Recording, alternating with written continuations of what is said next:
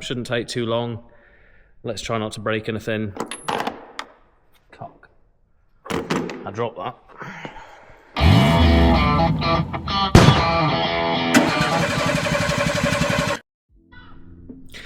This evening I've got a few jobs on cars that aren't mine. I've done one of them. It was a service on this 2016 VW Golf. Just a bog standard service, engine oil, oil filter, cabin filter, air filter, all the usual stuff. I've got the same again on a Seat Ibiza. One of the lads who's in work, doing him a bit of a favour, trying to do it nice and cheap. Just about to make a start on it. So this is kind of one of the reasons why I'm not just focusing on the cars that I showed in one of the first videos that I did, because most evenings I'm usually doing this sort of stuff. I'm servicing people's cars, I'm doing a few repairs, trying to get some stuff done on my own cars as well. I will try and film as much of it as I can, just because why not? But the main thing is that I'm just trying to focus on getting these jobs done during the week, so that on the weekends then I can be focusing on some of the more interesting stuff, like the cars in the multi-storey car park that I showed in the video at the start. So I'm going to do a bit of a video servicing this car. Shouldn't take too long. Let's try not to break anything and let's get it. I think the key to servicing cars is to be as fluid and efficient as possible. So the first thing I like to do when I'm servicing a car is I'll get the oil drain in. Once the oil's drained in, I can forget about it because that takes time. If I've done everything and then I go around to doing the oil change, then I'm then just waiting for the oil to drain, and that's just wasting time. Also, filming it wastes time, but it doesn't matter with this car. So the first thing I want to get done is jack it up. I'm quite thankful this car doesn't have an under tray. As much as I am an advocate for under trays and making sure that cars have everything fitted that they should have to protect the engine, when it comes to doing a service, I just love it when there's no under tray. It's so much better. It just makes the process so much easier and quicker. Some cars' under trays are really good, like a lot of BMWs for doing basic servicing. They've got a little flap underneath with a half-turn screw, and then that flap opens and you can then drain the engine oil without taking the under tray off. Most VW VAG group cars have got just a few screws that hold them on. But some cars, Alfa Romeos, some French cars, their under trays are awful. All different types and sizes of screws. Sometimes they've got clips which are designed to be reused, but anyone who does anything on cars knows that these trim clips just don't get reused. They break, they snap, they go brittle. They're just such a nightmare to work with. I don't think I've ever taken an inner wheel arch or an under tray or a piece of trim off and been able to save every single trim clip. At least one will break because they're just terrible. Why would you not put a bolt in it? It's just better. But anyway, enough of a rant about how cars are put together. Let's get it jacked up, let's get the oil drain in, and then I think I'm going to do the fuel filter first, which I wouldn't normally do, but this one is quite accessible. Then we'll get the air filter done, and then get the cabin filter changed. Whilst I'm underneath, I'll get the oil filter changed. Is it underneath? No, whilst I'm on top, I'm going to get the oil filter changed, because the oil filter's there on this engine, just by the dipstick past the EGR pipe, which is actually not in a very nice place, really, to get the socket on, but yeah, shouldn't be too bad. I think it's a 1.2 diesel. I haven't got a clue. I'm not interested in what engine this is. So I've got it jacked up. I've got an axle stand under to protect my face from the car dropping on it. Death by Seat is not the way I want to go tonight. So we're going to find the oil drain plug and get the oil draining. More importantly, what size the oil drain plug is. There it is, and it looks like a typical VAG 19mm. It's very oily, this sub. I might mention that. So we'll get that draining. I've got a container underneath, as you can see, and I'll lower the car down onto the container and just let it drain whilst I do the other jobs. Right, little trick to oil drain plugs is, and this doesn't work with every single one, but it works with most. Most people get their hands covered in oil when they do an oil drain change. But look, that's completely loose now. Look how clean my fingers still are. The trick to it is to get it loose, get it in position. Once you know it's fully loose, you're going to pull away quickly and to the side. That way then you're not going to get covered in oil. Like that. You can see my fingers are still clean. That's the trick to taking oil drain plugs out without getting absolutely covered in oil.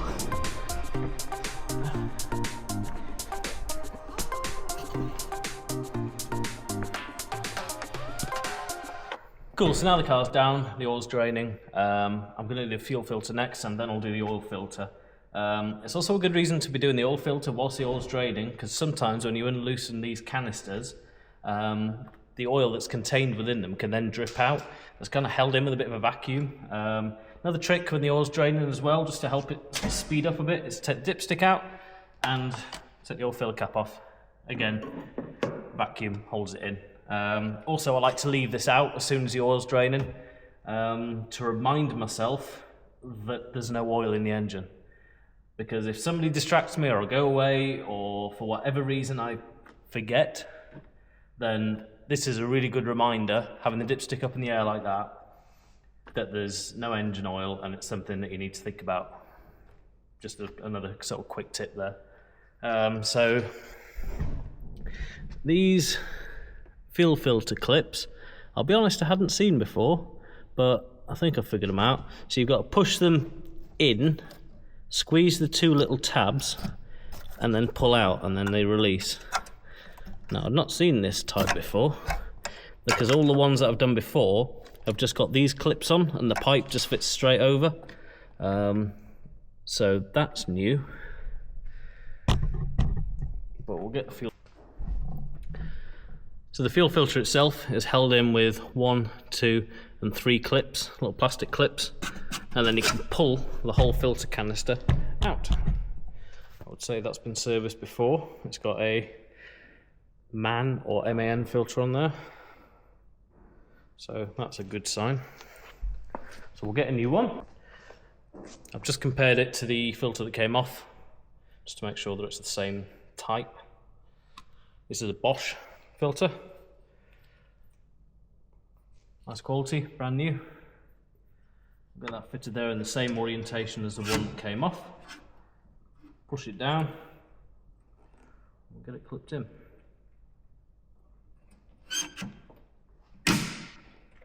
Like that. And the fuel pipes can get clipped back into place.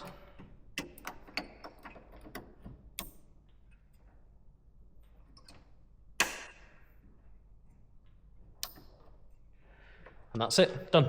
Nice and easy.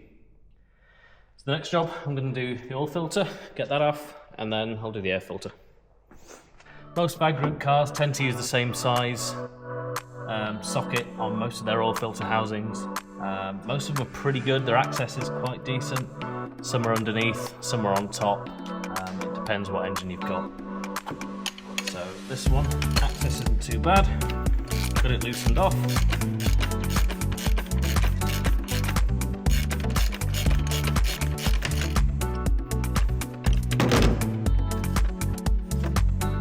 As soon as I've loosened that, I've heard a load more oil come dripping out of the sump. So that tells me that there was a bit of a vacuum inside the oil filter housing, and by loosening that, it's then allowed that oil that was held up there to drop straight down into the sump. So that's another reason why it's worth doing your oil filter whilst the oil's draining out the sump. So there we go. That's out of the way.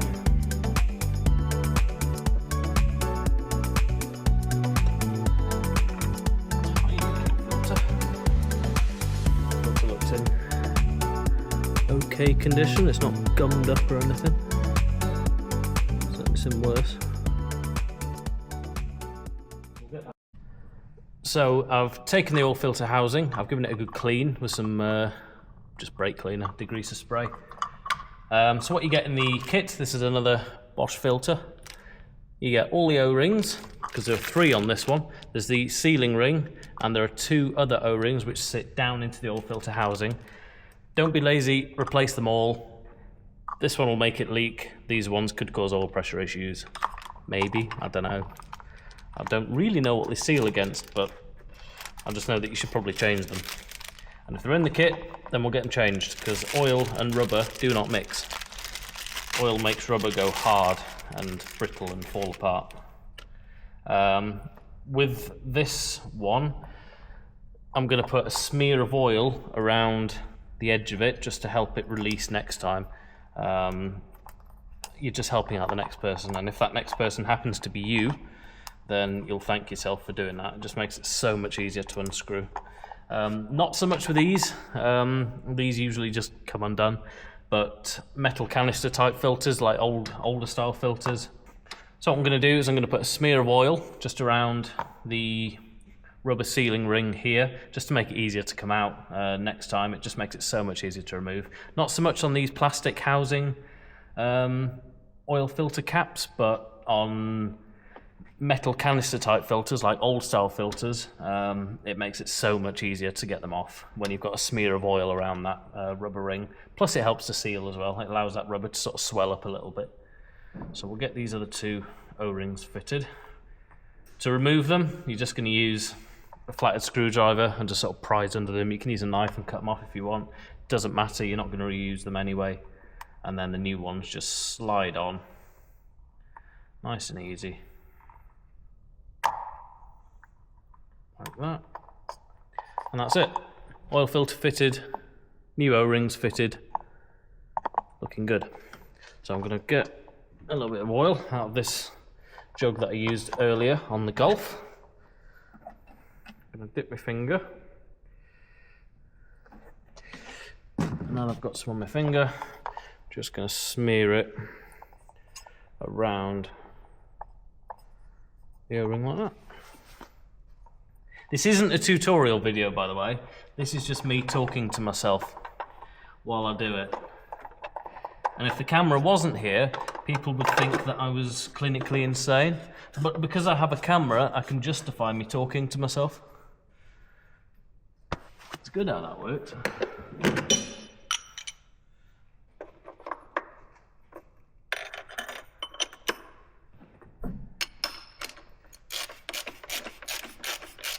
So we got that tightened up. Most bag cars, they write the torque setting on top of the housing, so you can't over torque it. You really shouldn't over torque it anyway. I mean, you're not going to graunch it on. You should literally just, with a finger, nip. And it's the same with all oil filters. They just need to be hand tight. People who over tighten oil filters are just evil. Cool, so that's done. So what we're going to do next is get the air filter changed.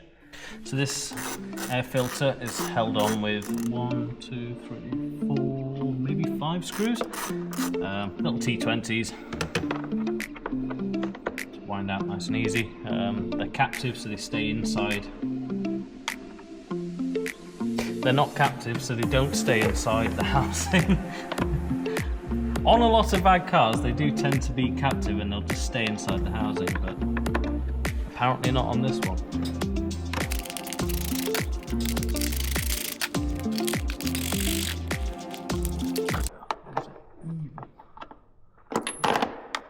Cock. I dropped that.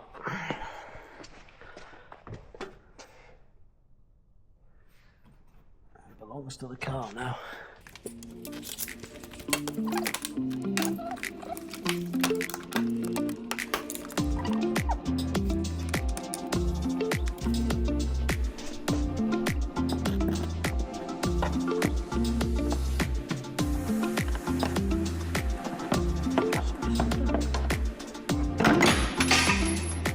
Good.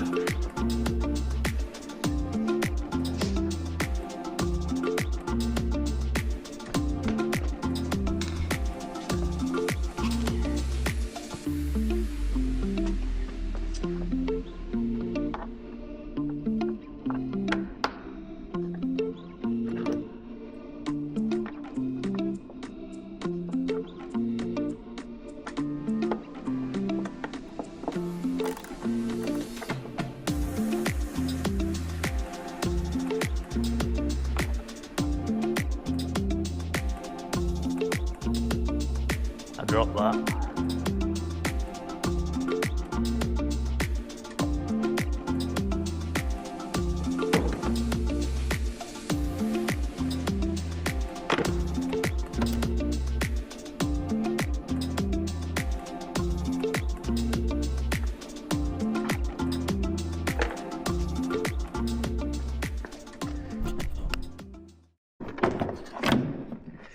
Nice, so I've got all the screws out of the air filter housing.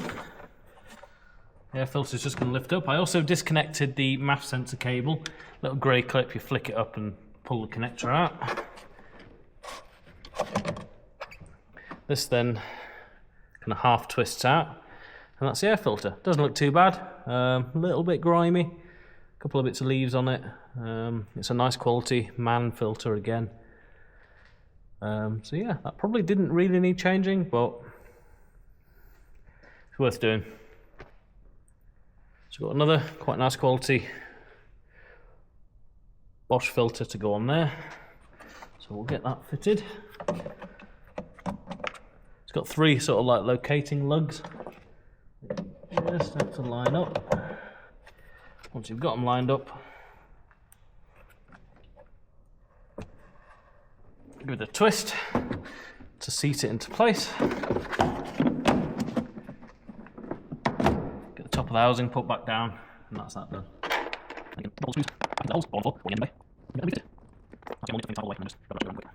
Right, probably one of my most Googled things is location of cabin filter on whatever car it is that I'm servicing. In this instance, it's a Seat Ibiza. I didn't need to Google it this time because I've done a couple of these before and I know where it is. It's underneath a glove box. But on some cars, it's underneath a panel in the centre console, either on the driver's side or the passenger side. Some cars, like the Golf I did earlier, you have to drop the glove box completely down. And this one's full of cocaine and cannabis, as you can see. And on this car, it's underneath the glove box, and it's just there. And you're going to slide these 2 clips towards the centre. You're going to drop all of the dust and the gubbins on the floor for the owner to clean up, and then you're going to get out the cabin filter.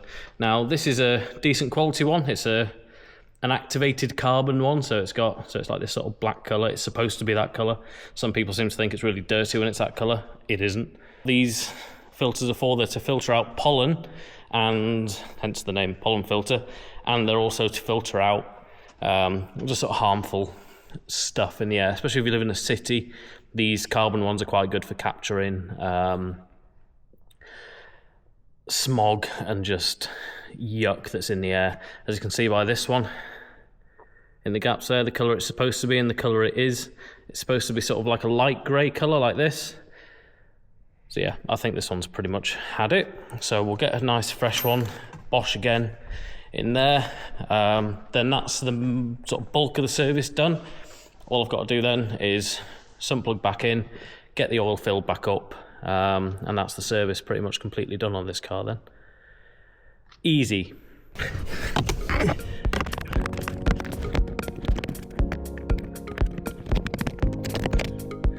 Nice. So the sump plug's back on, the oil's finished draining, obviously. It's had all that time to do it.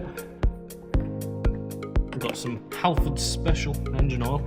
And what we're going to do is give the final tip.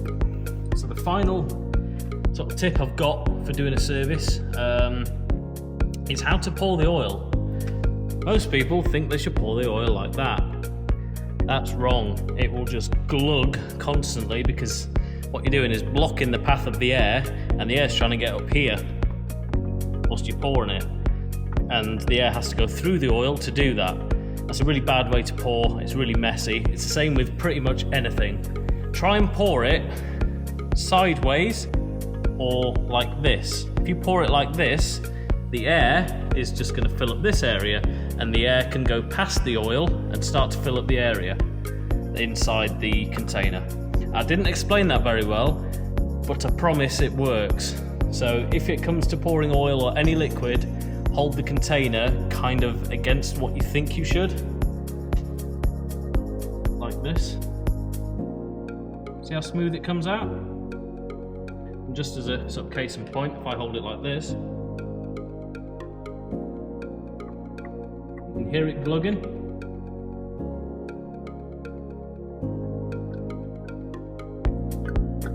Oh, and there we go, it's starting doing it. As I hold it like this,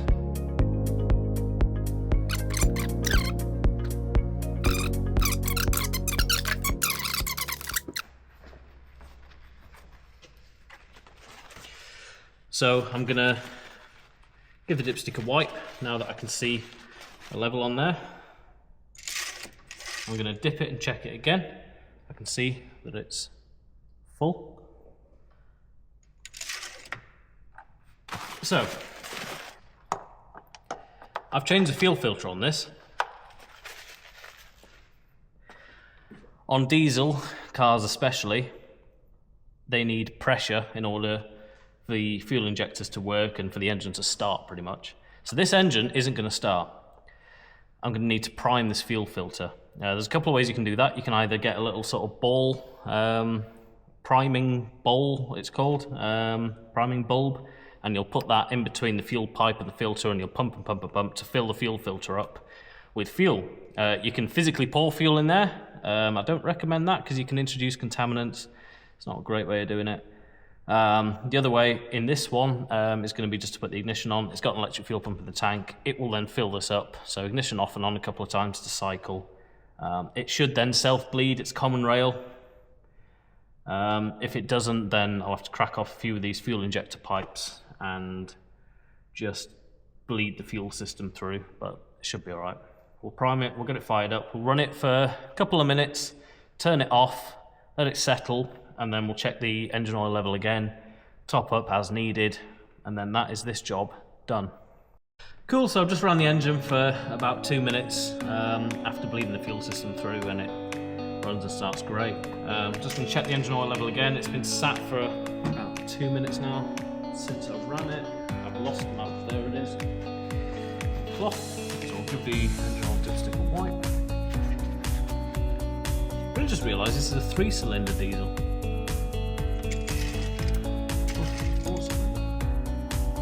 So see now it's run. That is bone dry up towards the top there now.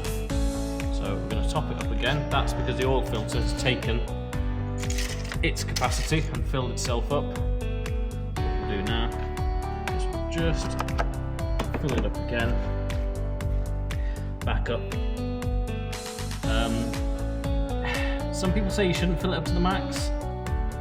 I do, to take into account the engine burning some oil and the customer leaving the car for longer between service intervals and leaks as well on slightly older cars. The argument is that the oil expands, and it doesn't really expand that much. I think the manufacturers have designed that in.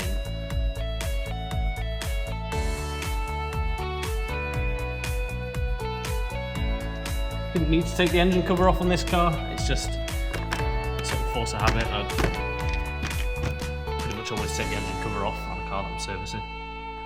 So that's it. Make sure I haven't left anything in the scuttle panel, any screws left over, and that's it. I think the important thing to take away from this, video is how easy it is to service a car. It is genuinely very easy on most cars. I'm not saying all cars are easy to service. There are some cars that are a nightmare, some cars require special tools. Certainly most modern BMWs, Mercedes, Audis, cars you see on the road every day, they'll need a code reader in order to take the service light off. Thankfully I have one, so I'm able to do that. But even then, on BMWs, it'll come up on the computer that it's been serviced by an unauthorised or whichever dealer, so it'll still say that it's been serviced, but not by a BMW main dealer, because car manufacturers these days want you to keep using the main dealer. It's good to do so within the warranty period, but once you're out of that warranty period and you're paying for it yourself, that's up to you. If you want to spend that money, fine. I personally like to watch a couple of YouTube videos or ask a few friends who might work in the garage. Oh, I want to be able to service my own car. Save yourself the money and the hassle. It is easy. Get yourself a weekend day set aside, Saturday afternoon, get the parts ordered online. You'll be surprised how cheap they are. Don't pick the cheapest option. Crossland filters, Aldura, or whatever they're called from Eurocar parts. Just don't do that to your car, please. Thank you for watching. Please like and subscribe, and look forward to this weekend's video on the